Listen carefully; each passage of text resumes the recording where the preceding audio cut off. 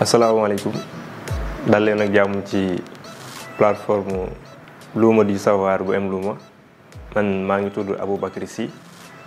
ingénieur des travaux agricoles la maa ngi génne école bu nekk Bambey mooy école des cadres ruraux Bambey tey ma fas yéene ñoo waxtaan ak yéen ci li ñuy wax préparation du sol maanaam naka la ñuy waajalee wala naka la ñuy liggéeyee suuf bi pour mën a préparer mbay muñ ci war a def. Man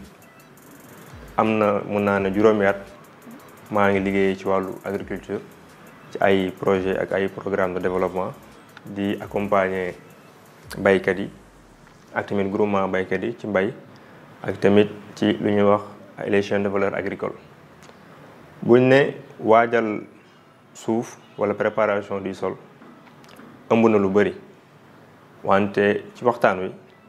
dañ ci jël mën naa ne ñett pàcc. ci pàcc bu njëkk bi dinañ waxtaanee lan mooy waajal suuf buñ ne waajal suuf baat bi lan la ëmb. waaw mën nañ ne waajal suuf mën nañ ne tamit liggéey suuf pour waajal mbay mi lan la ëmb. loolu dinañ xool loolu mooy lan buñ ko waxee baat bi lan la ëmb. lan mooy njëriñ bi lan mooy njëriñu waajal suuf bi avant nga ciy jëmbat wala avant nga ciy ji. ñetteel bi tamit ñu xool nan lañ koy defee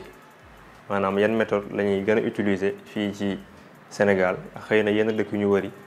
pour waajal suuf bi laata ñuy commencer mbay mi. bon deuxième partie bi li ci topp mooy nu ñuy fexee mooy opération motorisée yi maanaam yi nga xam ne buñ koy def dañuy utiliser ay machines li ki demee ne ay tracteurs yooyu ñooy liggéey suuf bi. buñ paree ci boobu dinañ